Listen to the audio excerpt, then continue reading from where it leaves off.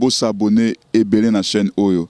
Soki besoin na besoin d'informations à artiste nyonso, ya ba pasteur, ya ba prophète, ya ba tout nzambe nyonso tout référence ko kende sika musute zaka kana tolo na C TV.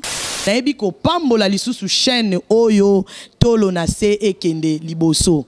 Chaîne Oyo en tout cas Nzambe aeba na ko soutenir batu oyo bazwa ki ba moyen na bango pona ko bimisa pour que chaîne kende liboso esika mama Kalamba ya zwami vraiment azala béni mona mukolo chaîne yeswe que tu dois kumvimbe yeswe olobi venez à moi vous tous qui êtes fatigués chargés je vous donnerai du repos. Seigneur, cette femme s'est convertie atiki nyonso aboyi nyonso aye pana yonkolo na chetoro nangana sena mukwana lelo na bina yo nzambe opese oyo yalingi pese bosenga motema na ye salela ye bosenga motema na ye pe continue kosala kati na ye afin que oyo nyonso nzambe bayebi yo te bayeba yo na nzela na ye na kombo na Yesu Masiande na bonde de toi qui vient pour le siècle des siècles nous disons amen.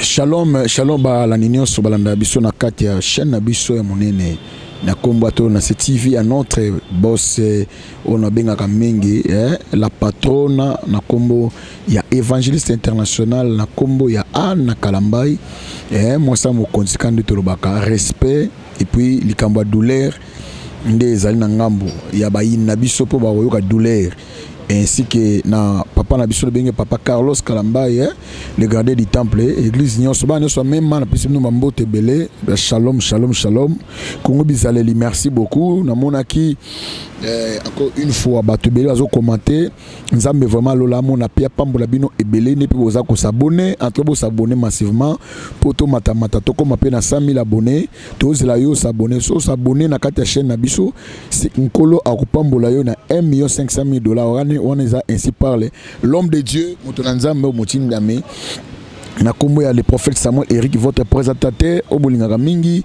vraiment nzamba lola amona papa mbola bino biso chaîne 100% Jésus kanito baka na pesi bana nyonso ya mama Anna Kalambai na pesi no mbote belé gibiju do mbongo nzamba pambola yo manager spécial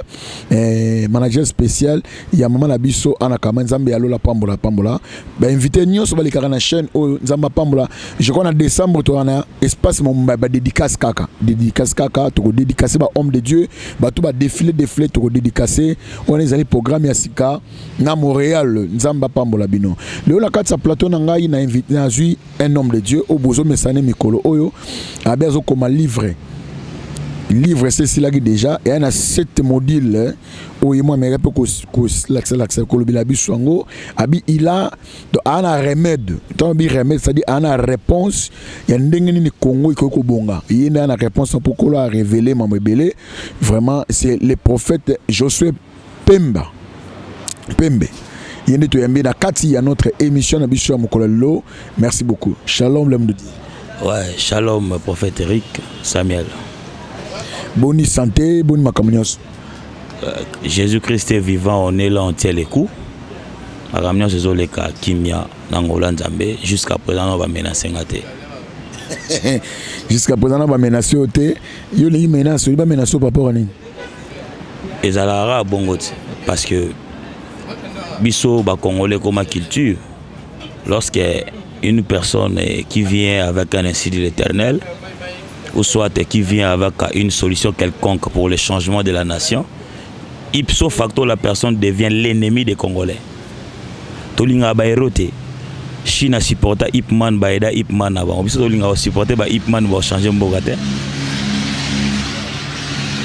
Ok, en tout cas, c'est un prophète, hein? C'est vraiment un prophète, je crois, c'est très très important.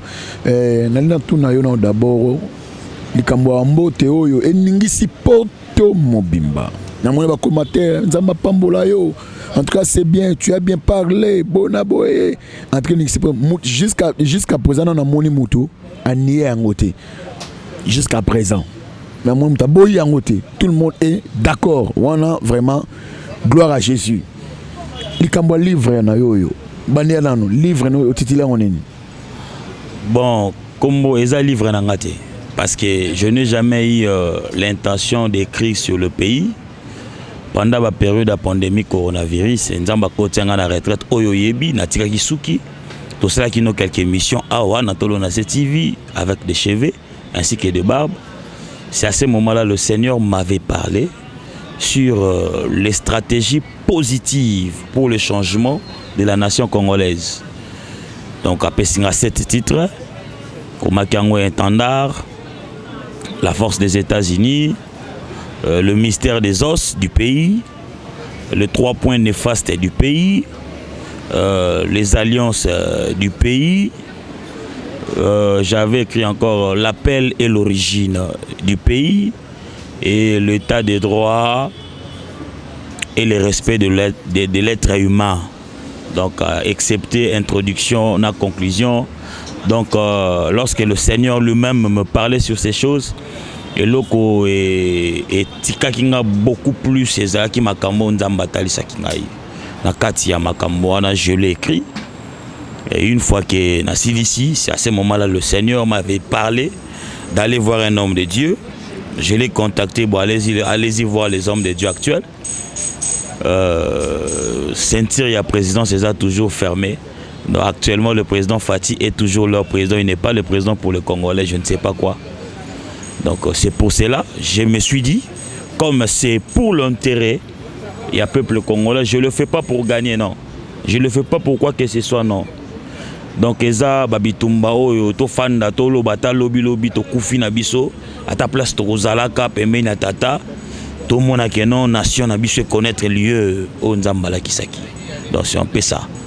Dans le livre Wana, Eza, ouvrage, je l'ai déjà fini. Na Komiango, bien qu'on n'a pas encore mis ça en ordre, mais c'est déjà écrit. Tout y est. Tout y est. Tout fait d'abord on a les Cambos très très important. On a mon acquis le Cambo Kolobaki les Cambos Sangisa d'abord le Kabila le président honoraire est-ce que le président en place na Kombo ya Fachi vous allez Félix Antoine Tshisekedi Tshilombo babengi béton les Cambo wanande na habité je ne sais pas moi et par rapport à ça est-ce que vous avez na habité vraiment mais quand on expliquer son nom malam. Lorsque le Seigneur parle, prophète Éric, même le diable est incapable de contredire l'ainsi dit l'Éternel. La parole du Seigneur reste un ainsi dit l'Éternel et cette parole-là est immuable. Personne n'a droit de l'échanger. Ce n'est pas moi qui dis tout ça. Lorsqu'il m'a parlé, c'était sur le point des mystères des os. Barack Obama finit son mandat aux États-Unis, Papa Zahab. Il est dans le miable, dans le calme. Est-ce que selon les origines vraies de Barack Obama, c'est un Américain. Mais pourquoi le lot, prendre cet homme-là et le vendre à la CPI pendant qu'il a travaillé pour notre nation 18 ans? Ce n'est pas peu de choses. 18 ans. Il a marché avec l'Éternel, l'onction royale pendant 18 ans. Donc c'est une personne d'abord à considérer. C'est une personne d'abord à féliciter et c'est une personne d'abord à remercier. Et avec le président actuel, parce qu'il y a autorité morale. Donc le livre Oyo est pour Nabiso Congolais. Il a travaillé pour la nation congolaise. C'est un Congolais. C'est un Congolais. On doit aussi faire appel à cet homme. Faire appel au président de la République. Faire appel même aux prisonniers. Le papa Vital Kamerhe. Travaillons dans l'unité. Souci Nabiso Eza, nation, terre congolaise, et Sanini et Kendeliboso. Ceux qui ont un hymne national, qui ont même la carte ouvrage, debout congolais, unis par les sorts. Ce qui me dit qu'accord, nous peuplerons ton sol et nous assurerons ta grandeur. Mais le peuple, le sol n'est pas peuplé. Le sol est peuplé, mais le sol n'est pas assuré par sa grandeur. Que devons-nous faire pour l'assurance de la grandeur de notre nation? Restons unis.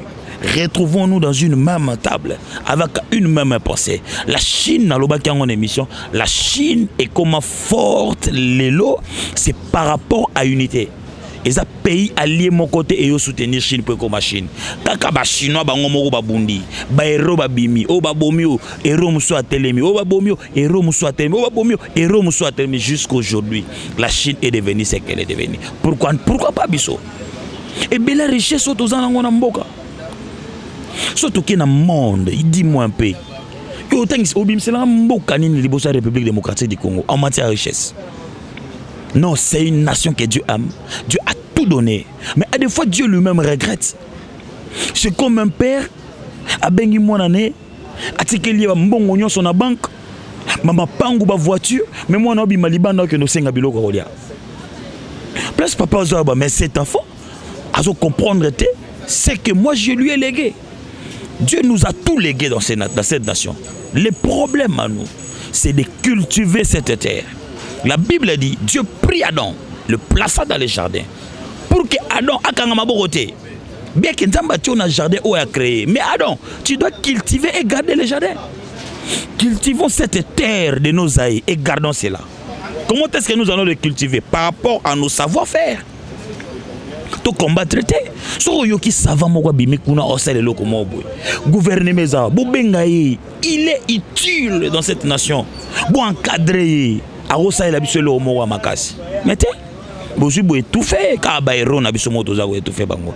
Voilà pourquoi j'avais fait appel, je n'ai pas honte, à cet homme là, ouais, un monument politique vivant, le président honoraire Joseph Kabila Kabange et le président actuel Félix Tshisekedi.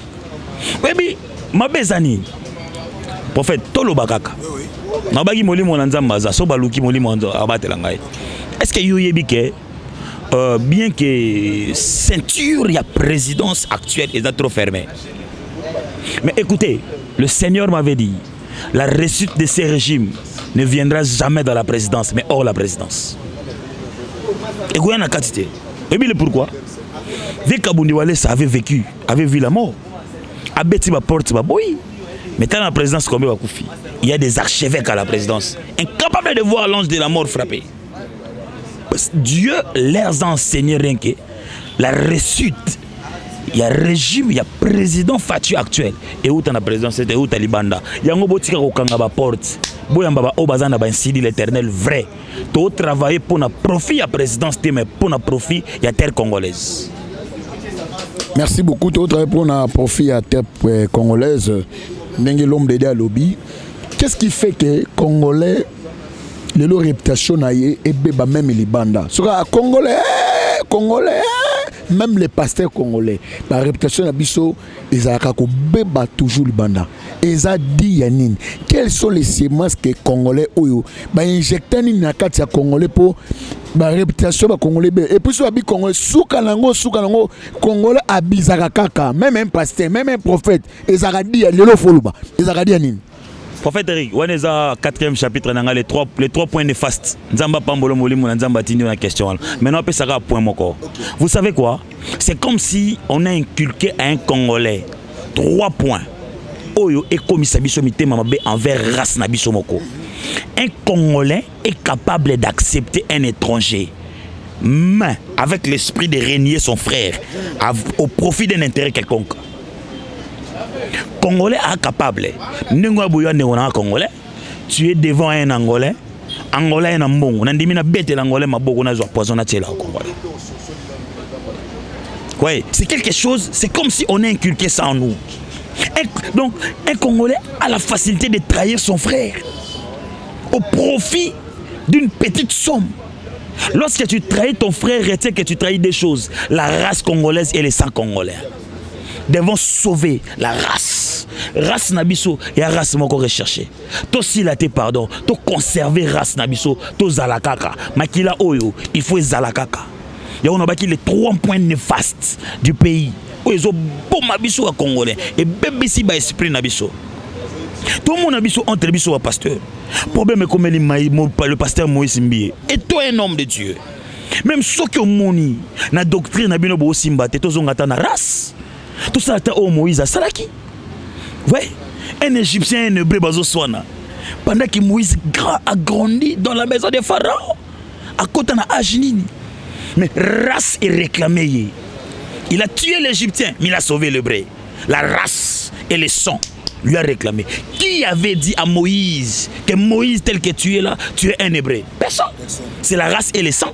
Il réclamait tel que tu es là, Moïse, tu dois tuer l'Égyptien, tu dois sauver l'Hébreu. Mais lorsqu'il a vu maintenant un Hébreu et un Hébreu, mais pas chez nous les Congolais. Aboma Hébreuté, à côté Nakati, a prodigué conseil. Pourquoi Moïse n'avait pas besoin de perdre la race hébraïque? Race naena makila nae et bungate. Mais biso to bungi sa race, to bungi sa makila. Voilà même ba ide o ya omema.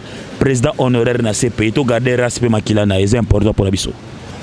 Waouh. Ça c'est quelle sagesse, quelle waouh. Nalingi uta la caméra. Ope sa conseil na ba Congolais nyoso, même ba libanda ya mboka. Uta la caméra. Même oba libanda ya mboka. Quels sont les conseils oko ope sa bango lelo? Parce que Congolais to comme un système ya ba ne ba lobaka système tribalisme. Et comme moi mingi et quand tu tiens à l'église, et quand tu tiens à gouvernement, et quand tu tiens à chef ou policier, même il y a un mboka et comme un bongo. Tribalisme, c'est un système à battre tout côté mingi comme tout le monde tribalisme. Est-ce que tribalisme, ils allaient vie chrétienne, tous allaient vie et bah coutume, je sais pas moi. Marambe tribalisme, tous préparé culte monatolo na CTV. Et ça, chapitre 6. Je ne peux pas les dévoiler, mais non. Aussi, Mango, tout ça, la culte, et les Canatol, on a cette TV, sur le chapitre 6, l'appel et l'origine du pays. Les conseils, d'abord, je dois prodiguer à tous les Congolais. Donc, il y a un hymne national, Nabiso, debout Congolais, unis par les sorts. Nous sommes unis par un même sort. C'est quoi les sorts en question?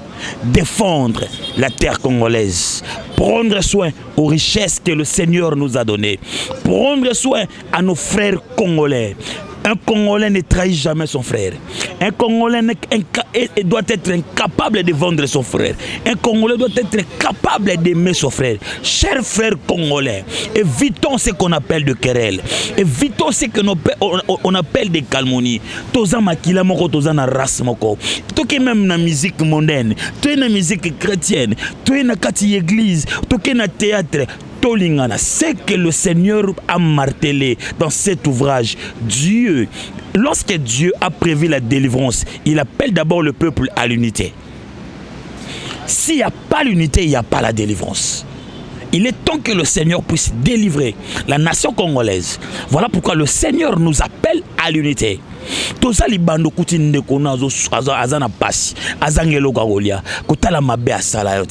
Dans la vie et tant de Congolais, à chaque fois nous allons commencer à regarder le mal que nos frères nous ont causé. Tozwana compassion à koede bangote. Banalisons cela. Toi, Zalakaka, na esprit moko ya hymne national, unis par les sorts. Nous sommes tous unis par le même sort. D'ailleurs, na kata nation congolaise, ba tribu nango nete sala force ya Congo, loko sala force ya Congo za race na makila. Et lokali boso poto longo la tribalisme. Donc tu as besoin d'aider la race congolaise et les sangs congolais. Si tu arrives à ce niveau-là, que je dois aider une race congolaise, un sang congolais. Même si tu es Louba, tu vois un Swahili qui vient avec la race congolaise, les sangs congolais, tu vas l'aider. Sans tenir compte de tribune, il y a écoloné. Autant d'angoté, on est congolais, race nanga congolais. Moi je ne peux pas, je ne peux jamais le faire. Si j'étais le policier, la santé flattée, moi j'allais tuer les Chinois. Un Chinois qui a tapé un Congolais à mort. Un policier qui accepte de protéger une race qui vient de tuer sa race. C'est que tu avais fait le monsieur les policiers. Si c'est en Chine, je ne crois pas qu'un policier chinois t'allait te garder. Niveau Ngobe Tamapo Tumbami na Chine. Donc c'est un peu ça. Congolais conseil à prodiguer biso le la prophète. Et ça que nous tenons nos mains dans la main. Cultivons cette terre. l'héritage, la plus grande bénédiction que le ciel nous a donnée. Il n'y a pas une meilleure bénédiction que cette terre. Voilà pourquoi, prophète, je lève mon doigt, je crie plus fort, je suis fier d'être congolais et je suis fier d'appartenir dans cette terre riche, bénie, la meilleure terre, les coffres forts du monde, les poumons du monde. Si le monde respire, c'est à cause de la terre congolaise. Je suis fier d'appartenir à cette terre. Tu es en train de dire des grandes choses, aux autres prophétiser, aux autres malamu, mais ce que tu es en train de dire, ce ne sont pas Babyloko ou les Congolais qui vont vivre dans le monde. Obi kaza poumon, nakani bilo lobi, aza poumon, aza coffre-fort et un monde. Mais comment coffre-fort un monde, mais il y a des gens, de l'autre Congolais comme on a moins de $1. Tu es un prophète. Tu es un prophète, on a le lobaya, il y a le loba pour la nation. Mais qu'est-ce qui fait que le Congo, jusqu'à présent, esclavagisme, il y a beaucoup d'églises, il y a beaucoup de veillées, il y a vraiment des cultes, il y a des grâces au Congo, mais rien ne change. Pourquoi? Papa, il y a d'abord deux parts dans ce monde, il y a la part de Dieu et la part de l'homme. Peuple congolais, dans cet ouvrage, j'avais aussi parlé de la part de Dieu et de la part de l'homme. Dieu fait sa part. Au moni tokomi goy trop na balo sambo. Congolais lingi sum salate. Congolais a son esprit de créativité. Congolais lingi suko créé. Congolais lingi assembler la zeliman. Ah papa, même Israël on va vivre en mantilo ba mona man ngo souste. Ba so travailler. Voyez. Donc c'est aussi par rapport à ça. Problème oyo zoloba. Il y a conjoncture, il y a mboka. Ba culte action de grâce. Prophète, une vérité, une saine vérité, la plupart de culte action de grâce c'est ça la mais pour na ba poche ba pasteur. C'est vrai. Là, je te dis ce qui est vrai. Vous savez, tous les prophètes, tu te dis un prophète de la nation. Vous savez, quand on dit un prophète de la nation, c'est un prophète qui porte la terre de sa nation sur la tête. Chaque mois, chaque semaine, chaque année, tu dois avoir le message de ta nation. Où en sommes-nous maintenant? Moi, je connais les temps. Au Congo, c'est la Bible. J'ai le temps. Le temps que le Congo est en train de passer. Là, je l'avais écrit, 6e chapitre, l'appel et l'origine du pays. Je maîtrise avec de preuves bibliques. Vous allez le suivre. Je ne peux pas le parler maintenant. Je veux le faire un culte. Tolona, c'est TV Kolanda. Prophète, et vous allez partager cela massivement.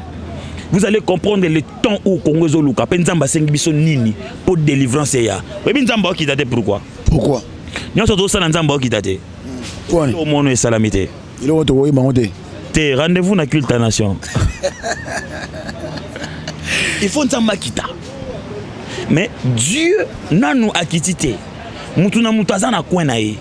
Mutuna mutazana parti pris. Ba leader ba komi belé. Capable de trahir son frère. On te donne $1000. À cause de $1000, tu acceptes de priver un père de plusieurs enfants, de plusieurs familles. Yom tobo ko labana. Otili na poison. Tant ozo bomaye yeba ke naza ko éliminer champion moko ya Congo. Mutumo fa bunde la Congo no abomaye. Non, arrêtons de tuer nos héros. Protégeons nos héros et accompagnons nos héros jusqu'à la gloire na bango. Parce que la gloire d'un héros, c'est la fierté de sa nation. Chut, il y a un héros. Chut, il y a héros. Où est-ce qu'il faut tourner David? Comment les héros sont-ils tombés? Nzambete mutako isa Saül. Saül a quoi na berer nae. Mais héros moya ko ezate. Yango lekeli David oba.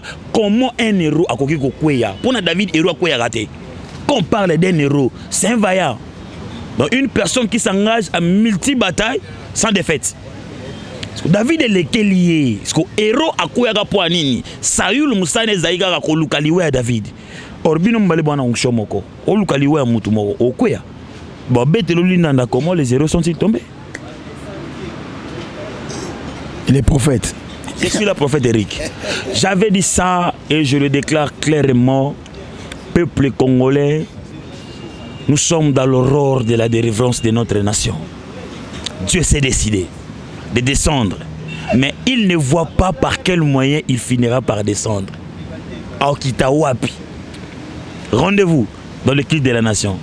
Soyez connectés dans cette chaîne, Tolona TV. Vous allez suivre l'appel et l'origine du pays. vous allez comprendre Dieu nous appelle à quoi et dans quelle origine devons faire descendre Dieu. Le salut de la terre congolaise, et où t'es pas chinois, où t'es pas américain, où t'es pas congolais. Le Seigneur m'a fait grâce. Je ne priais pas pour écrire. Lui-même, un simple instrument. Aponi, Abivien. Et d'ailleurs, on a salle la retraite chez les boss. Kenena chez les boss. Naki Mwenza commence à écrire. Vois ça, le chapitre 1, écrit sur ça. Attends, ici, la couleur à drapeau. Personnalité de la couleur, importance nango. Échec à l'ibossezo par rapport à drapeau to memaka. Échec, drapeau et même échec. On remarque une équipe nationale. Okay. À chaque fois, les joueurs n'ont pas de bêta ballon. Balati ba maillot ya bleu, ou kota ba jaune rouge wa polaga. So bazana maillot ya pembe ba gagnara. Cameroun na mboka neto gagner. Oto yenda Coupe d'Afrique 4-D. Maillot ni ya pembe. Pourquoi? La couleur blanche c'est la sainteté. On a bleu na rouge. Ah, rendez-vous dans l'ouvrage. Ok, merci beaucoup. Je crois tout comme maintenant presque na souka ya notre émission na biso mais obi ouvrage yango non les a publié quand texte to kozwa yango. Bon, personnellement je me bats pour rassembler d'abord moi-même le moyen. Vous s'abonner et belé na chaîne Oyo. Si vous avez besoin d'informations, il y a des artistes, il y a des pasteurs, il y a des prophètes, il y a tout ensemble, surtout référence. Kokende sika musute zaka kana tolo na TV. Nayebi ko pambola lisusu chaîne Oyo tolo na ekende liboso.